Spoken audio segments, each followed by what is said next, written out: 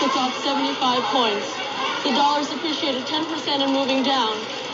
They even yanked the euro-dollar deposits that weren't due. First New York is practically down the tubes, and gold just went over 2,000.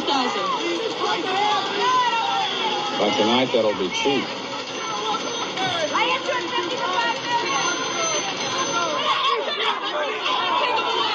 It began 8 days ago when a group of Arab investors withdrew billions of dollars from U.S. banks. That, in turn, started a chain reaction on the world money markets. Dollars, pounds, marks, francs, yen. Not one currency escaped. This scene outside a Manhattan bank was duplicated all over the world as people saw their life savings become worthless in a matter of hours.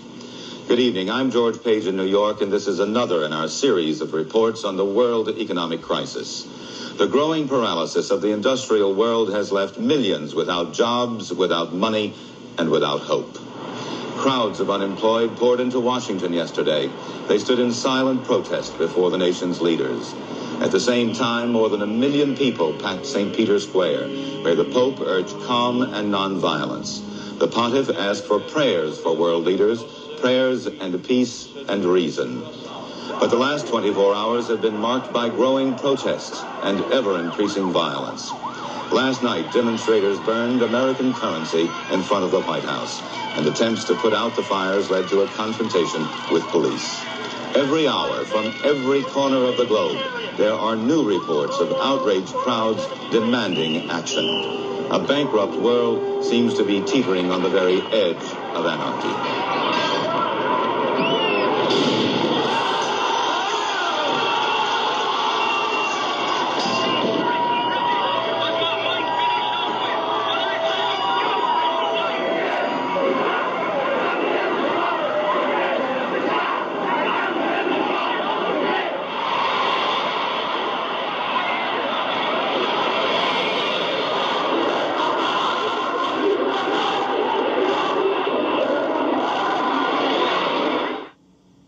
And now for continued coverage from around the world.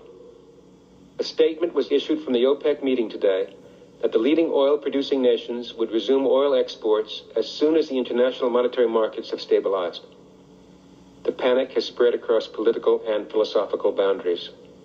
The USSR and the developed Eastern European communist countries dependent on Western trade and capital have witnessed the same riots that have taken place in the West.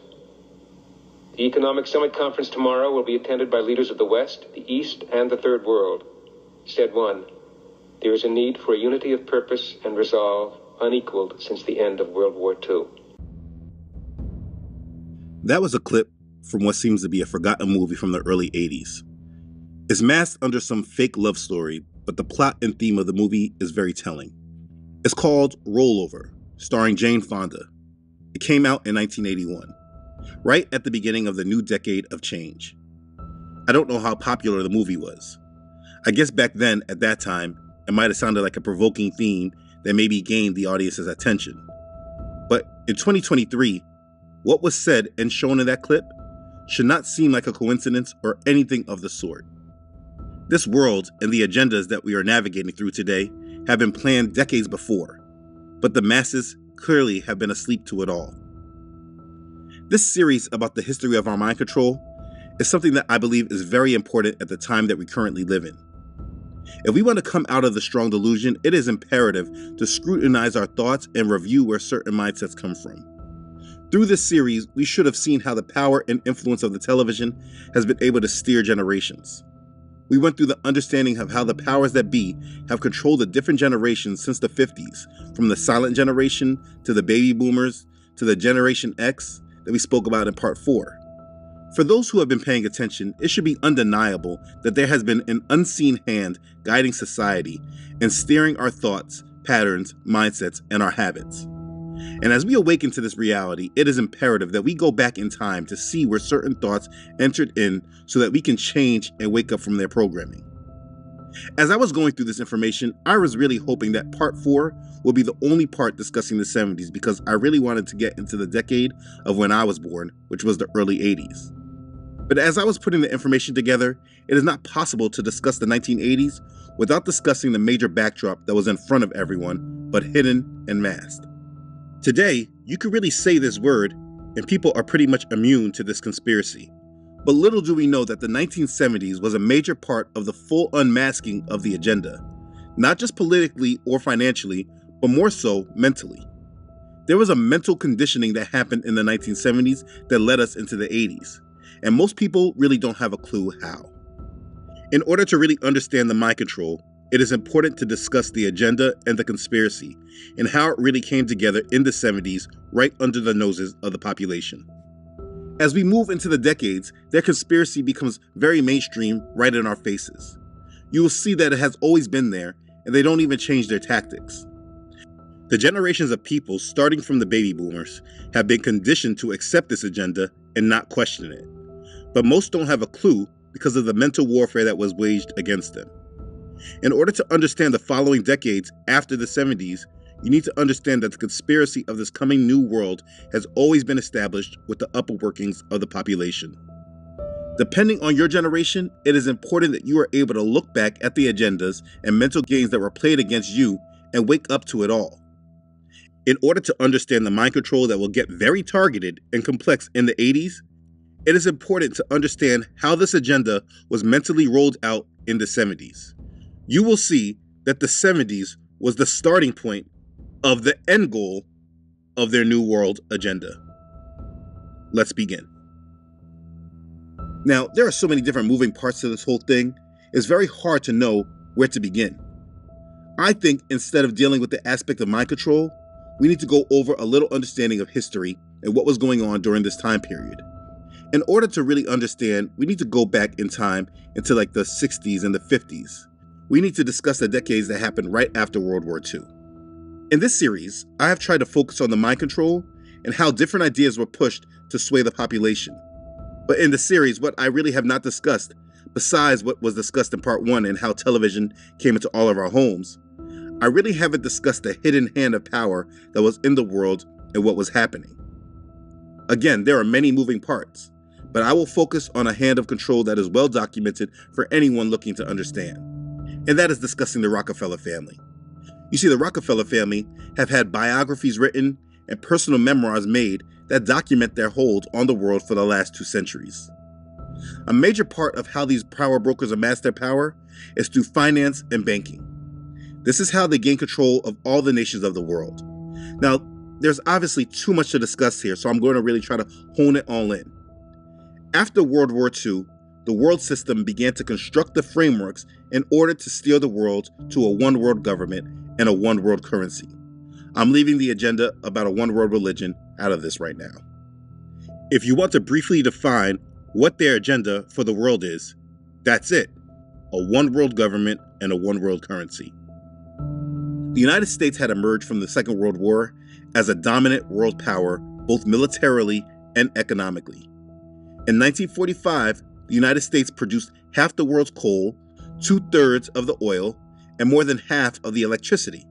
The United States manufacturing industry was able to produce great quantities of machinery, including ships, airplanes, vehicles, armaments, machine tools, and chemicals. In addition, the United States held over 65% of the world's gold reserves and was the sole possessor of the atomic bomb. They were the dominant power of the world, and that is how they have been looked at until recently in its decline, preparing us for the Great Reset. Now, in order to hold its power, the true control came through their monetary system. In order to facilitate their control, they made a change in the system at Bretton Woods. You see, after World War II, the newly formed United Nations held the United Nations Monetary and Financial Conference in July of 1944 at the Mount Washington Hotel in Bretton Woods, New Hampshire.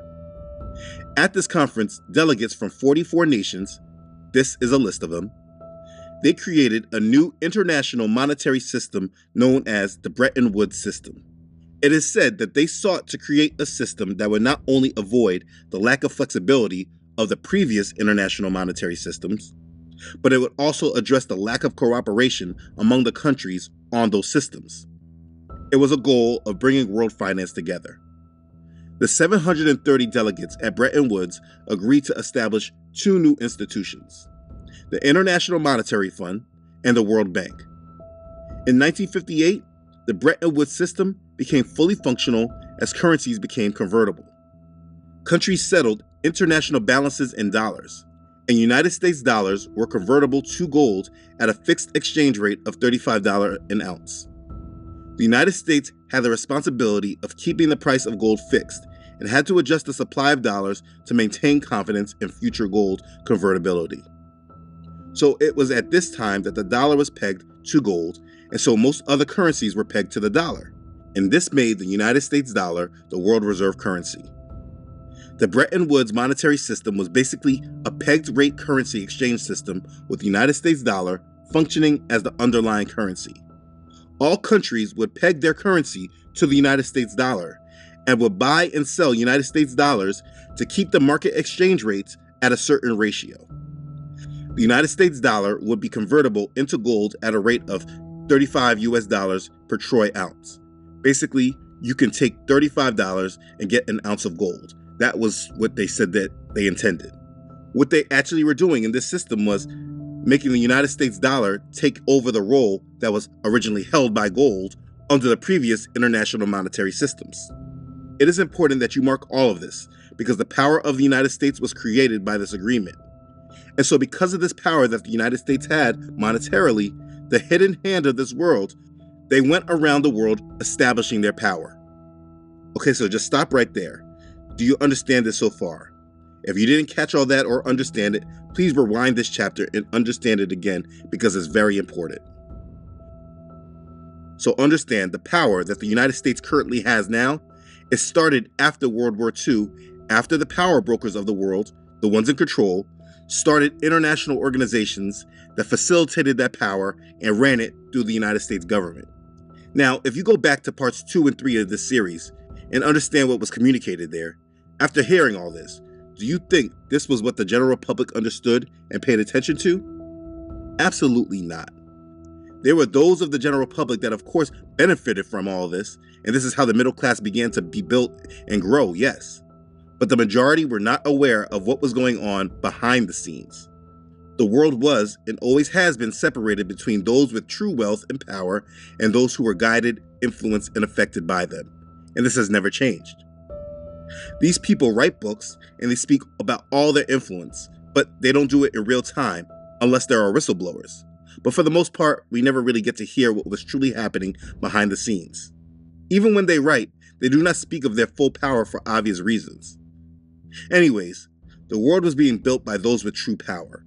The third generation of Rockefellers, the sons of John D. Rockefeller Jr., were the major facilitators of all this power in the United States.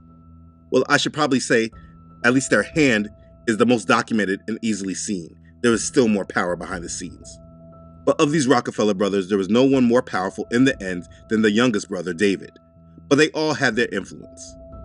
Nelson was probably the most well-known and most documented in the rooms at these events and the meetings that were happening. I mean, I could speak all day about this and how they were tied to all these organizations that we know have power today. But by now, those of you should understand that they are part of the hidden hand that controlled the world. So let's get back to the history. The dollar controlled the world, and so these power brokers went around the world bringing nations into their systems. In the 50s, there was a pivot to Asia that in many ways really began to be seen in the 60s. After JFK was assassinated and they gained mental control of the Negroes after the Civil Rights Act, the United States engaged in the next phase of their plan. They entered into a war in Vietnam that they never were supposed to win. It is said that the official declaration of war on Vietnam in 1964 came as a direct result of 2 alleged attacks on 2 United States destroyers by North Vietnamese boats in the Gulf of Tonkin. In 1965, President Johnson began bombing North Vietnam. Now, in explaining all this, I could explain from the view of the puppet masters how they framed the narrative of this war, saying that because North Vietnam was being backed by China and the Soviet Union, they didn't want to allow the expansion of power to happen. But much of that is the narrative, a storyline that the public will believe. Reading David Rockefeller's memoirs, he speaks about his perspectives and his support. So when you read about all of his dealings, you come to find out that he was financing factories in the Soviet Union known to manufacture military equipment for North Vietnam. He funded both sides of the war. At that time, David Rockefeller was the CEO and chairman of Chase Manhattan Bank, and he was setting up Chase Manhattan banks all over the world, spreading their influence through banking. So the true narrative of this war is not really understood. And so if you decide to read about this war, it is probably the most misunderstood wars because no one really understands why the United States were there. In 1965, Operation Rolling Thunder began. President Johnson committed the first United States ground troops to the Vietnam War. He sent 200,000 United States ground forces. These elite bankers, they all supported it. According to the Rockefeller biography on page 418, on September 9th of that year, a full-page ad appeared in the New York Times, signed by David Rockefeller and other members of the Committee for an Effective and Durable Peace. It endorsed Johnson's escalations and asserted the right of the South Vietnamese to choose a government of their own, free from assassination, threats of violence, or other forms of intimidation. The book says, as part of its stepped-up involvement in Vietnam, the government asked the Chase, David Rockefeller, to open a branch in Saigon to handle the United States Embassy, aid, and military funds that had previously been dealt with by French and other foreign banks. In 1966, David Rockefeller flies to Saigon to open the branch and assure the Saigon leader that influential Americans like himself had no intention of turning their backs on his country. That's what the book says. But later on, David Rockefeller, he turned his back, but let's keep going. The U.S. went to war in this country knowing that the war was never meant to be won. It was intended for the process of these international bankers funding the war effort on all sides, bringing everyone in more debt. They were controlling the world and spreading the use of the United States dollar. Saigon's major industry is war. There are winners and losers here as on a battlefield. The war rich, the war poor. But Saigon has its winners, too. For the winners, it's a new experience. The French used to run things. Saigon's new rich literally have more money nowadays than they know how to spend. Sometimes dancing, sometimes reaching for a stack of money to shower it on the musicians and on the friends who have come to watch with their puzzled Americans in tow. Piles of food, piles of money, La Dolce Vita, Saigon style.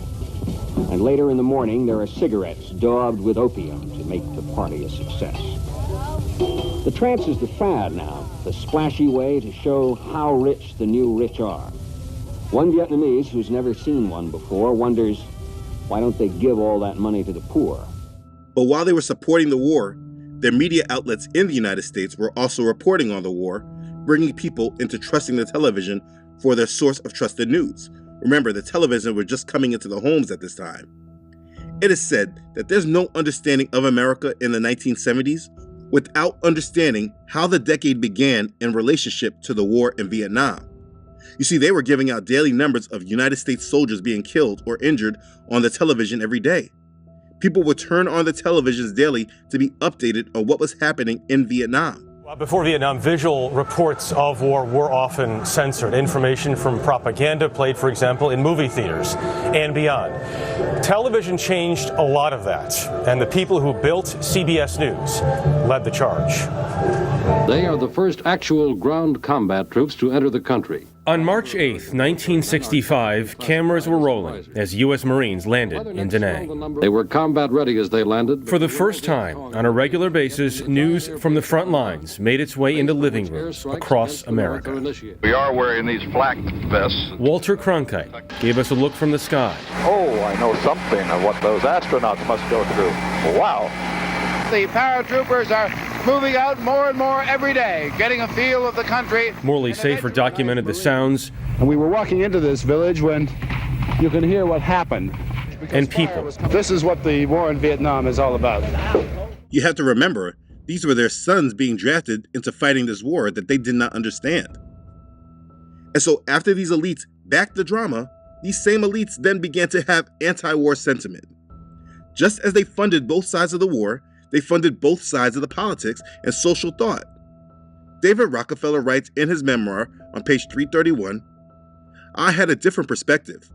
I was disturbed by the numbers of young Americans, including my own children, who had lost their sense of patriotism and pride in their country. and I was saddened by the cynicism and mistrust that so many felt about our government and its actions. In 1968, it became clear that Westmoreland's strategy of massive military intervention had not worked and that disenchantment with the war had reached a fever pitch at home. I realized then that we had no choice but to negotiate our withdrawal on the most acceptable terms possible. I look back on Vietnam, as others do, as a terrible tragedy for our country. Now listen here, because this is where he tells you what the real deal was. Nonetheless, our intervention in Vietnam did secure time for the rest of the region to stabilize and begin the transition toward democratic market-oriented economies. Boom. And that's what we have today. You see, his book, it reads very deceptively, and you must read between the lines of what he's saying, because he speaks as a serpent. On page 407 of the Rockefeller biography, when speaking about David, they write, "Among the powerful, the Chase Manhattan ranked very near the top. At the time, David was deciding to turn down Nixon's offer of the Treasury post. He chaired a board of directors interlocked with the boards of Allied Chemical, Exxon, Standard of Indiana, Shell Oil, AT&T, Honeywell, General Foods, and dozens of other corporate giants. Chase was a leading stockholder in CBS, Jersey Standard, Atlantic Richfield, United Airlines, and a galaxy of other corporations from AT&T and IBM to Motorola and Safeway. The power this stockholding position conferred was immense." If you go back to part 1, how I explained how the television came into society, Chase Manhattan Bank was the leading stockholders of these companies. Chase Manhattan Bank is a Rockefeller bank. They controlled the world and they were consolidating it. And if you go back to all the other parts of this series, the general public did not have a clue because they were being mentally manipulated into other agendas that these power brokers wanted them controlled by. I mean, think about it. They controlled these wars, holding tremendous power over world governments, and then they controlled our television, our communications, and everything else that controlled what we thought and what we knew. This was the power behind the scenes, and I needed this part to be understood as I set the scene. You see, these men were the real power brokers controlling the world. But for the general public, this was where the power lies. And this is what they trusted and what they followed. And so now that you understand a little bit more about the hidden power behind the scenes, let's talk about what the mind-controlled public saw. And that answer is simple. They saw him. And I'm going to stop right here. As I was making this video and putting it all together, the video got very long. This is a lot of information to digest, and I don't want to lose you. I also don't want it to be overwhelming. So I split this video up into 2 parts. In this first part, it was important that you got the important grasp of how we got here. The dollar was placed as the currency of choice by the world, and it has been this way since the Bretton Woods Agreement.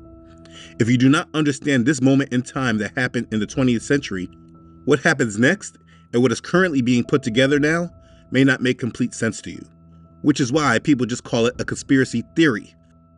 But when you have all the information, all of this comes together and it looks very clear. I started this video with the clip from the movie Rollover because it should be understood that this agenda has been in the making for a long time. I often get criticized, people saying that the dollar hasn't collapsed yet, so I'm just telling lies.